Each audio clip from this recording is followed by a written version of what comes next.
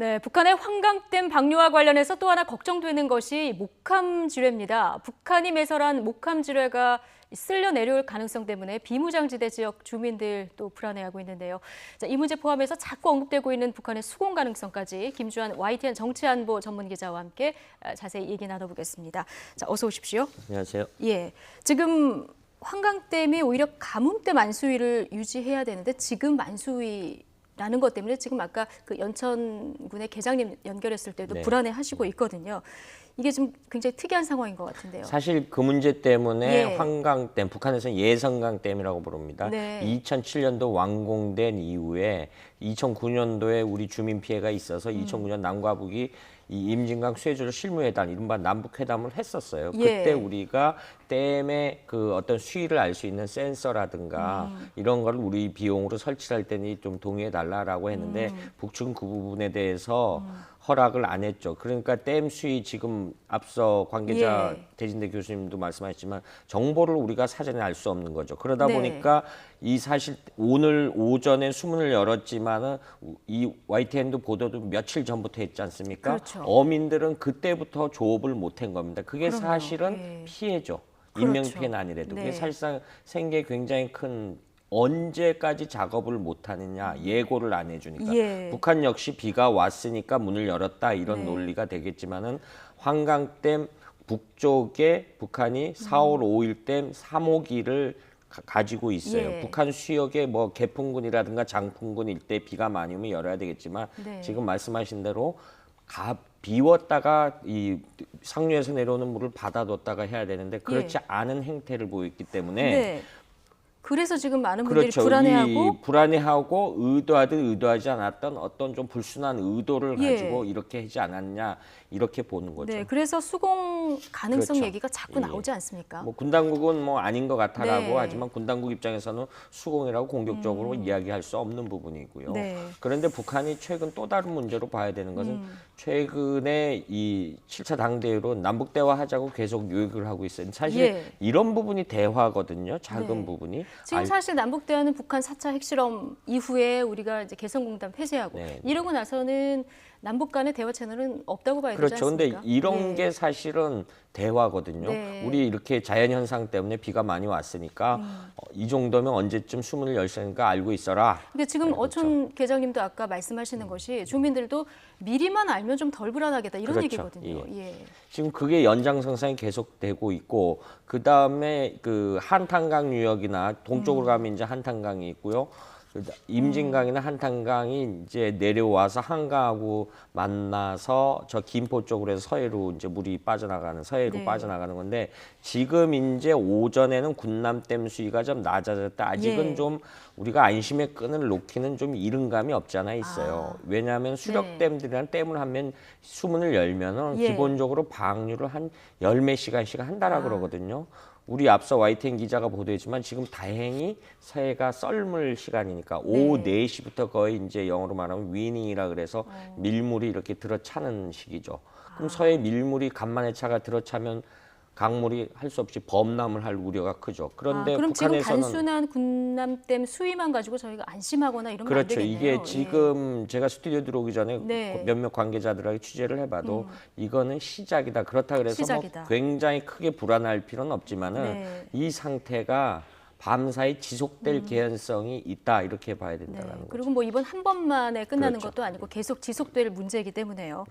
근데 이제 북한이 한꺼번에 물을 쏟아내지 않아도 일단 환강댐 수문을 열면 걱정되는 것이 이제 비무장지대에 있는 목함지뢰가 쓸려 내려올 가능성 이 부분이 좀 걱정되는 부분 아닙니까? 그렇죠. 뭐 목함지뢰라는 것이 말 그대로 예. 우리 화면이 준비되는지 모르지만 이 나무 도시락 형태, 네. 나무로 만들어서 근데 굉장히 가볍습니다. 이거는 네.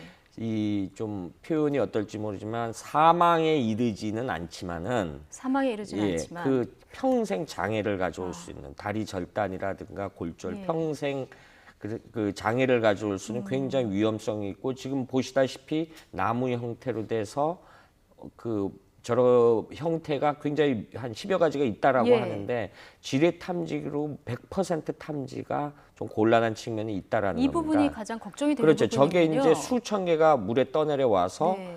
그 토사에 흘려서 어떤 제방의 모래톱 속에 네. 이렇게 덮여져 있을 때 앞으로도 한 달 이상 피서철 아닙니까? 예. 강가에 가서 그 휴식을 하다가 그 사고 나는 예. 과거에 그런 사례가 있었죠. 굉장히 몇 차례 있었죠. 네. 뭐 강원도 화천 있었고 강화도 일대에서도 예. 있었고 그런 사례가 있었거든요. 그래서 군 당국에서 할 때는 여기가 지뢰 매설 지역이다 조심해라 이렇게 추론할 수밖에 없는 거죠. 그러니까 지금 더 걱정인 것이 민간인들 피해가 있을 그렇죠. 수 있어서요. 예. 예. 지금 군 당국 발표는 지난번 국회 보고 보면은 지난해 8월 목함지뢰 예. 사건 이후에 북한이 그 일대 사실 그 주변 지역이거든요. 네. 저기 북한의 2군단 관할 지역인데 예. 이 지역 일대에 목함지뢰를 평소보다 한 서너 배 이상 많이 매설한 것 같다라는 네. 게 우리 군 당국의 보고였거든요. 예. 그럼 그 중에 상당수가 이번 비에 떠내왔을 개연성이 굉장히 크죠. 그렇군요.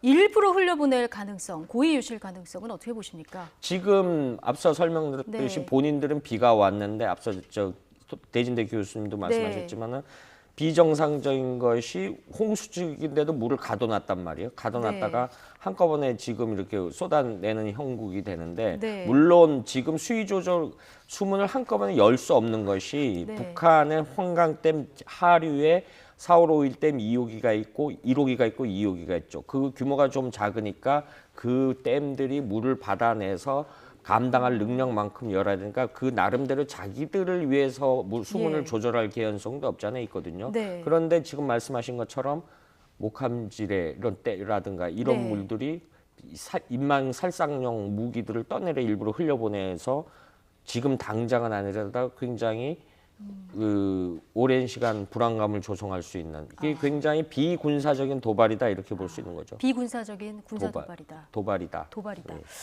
자, 근데 국민들은 환강댐 방류할까 늘 불안해하고 어민들이 매년 이렇게 생업에 네. 지장을 받고요. 이게 이제 남북 관계가 경색돼서 더 그런데요. 이 부분 앞으로 어떻게 풀어가는 게 맞다고 보십니까? 지금 이 부분은 사실은 우리가 국제사회가 제재를 하는데 인도적인 부분은 사실은 제외를 해놓고 있거든요. 이 부분은 이제 이 수계 이 국가별로 수역 관련은 이 굉장히 비인도적인 측면에서 접근하는 측면이 네. 강합니다.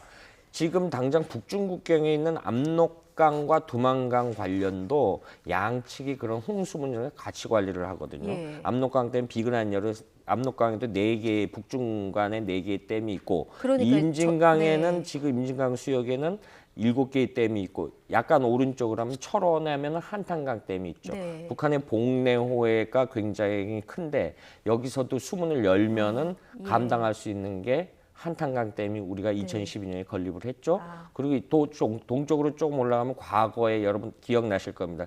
평화의 댐, 예. 금강산 댐이 수문을 열면 그 역시 홍수용이거든요. 이 부분이 다 우리가 한 것이 지금 한 것이 북한이 기습적으로 수문을 열을까봐 했던 거거든요. 예. 그러니까 역시 지금 가장 근래의 사례는 이제 환강댐 문제가 있는데 이 부분에 대해서 북한은 굉장히 협조를 안 하고 있죠. 결국 이제 모든 키가 상류에 있는 북한에 그렇죠. 지금 북한이 키를 주고 있는 그런 상황이잖아요.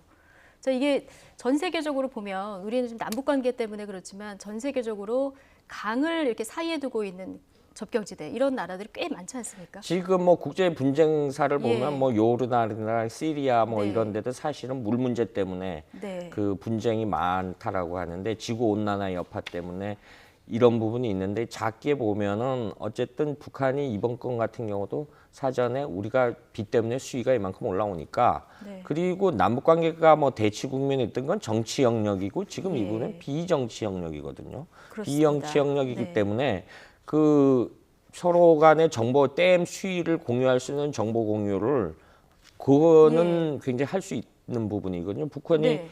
과거 앞서 설명드렸지만 우리가 비용 대서 할 테니까 네. 근데 북한이 거절했어요. 이 부분에 대해서. 비정치 영역으로 조금 풀 수 있는 있을- 문제다. 그렇죠. 예. 그런데 북한이 본인들이 늘 큰 틀에서 얘기하는 대화의 한 영역이기 때문에 역시 북한이 좀 의도하든 의도하지 않았든 좀 이 부분을 불순하게 이용하는 측면이 없지 않아 있다고 보죠. 네, 알겠습니다. 김주한 YTN 정치안보 전문기자와 함께했습니다. 고맙습니다.